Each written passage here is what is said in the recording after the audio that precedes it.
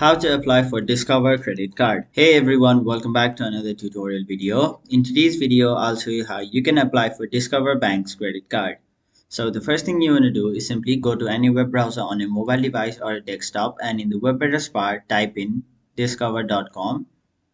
After that, you'll be taken to the official homepage of Discover Bank, where in order to apply for a credit card, simply tap on the option All Products, which is on the top side of the screen.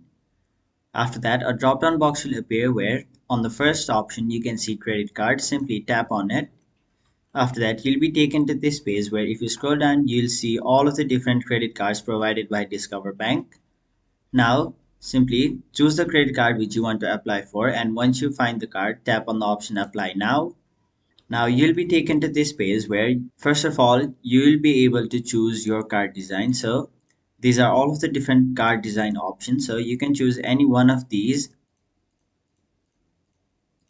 Now once you've chosen your card type, simply scroll down and then you'll have to enter your information such as your name, your home address, your date of birth, employment status, monthly housing or rent payment, total gross income, and finally your email address.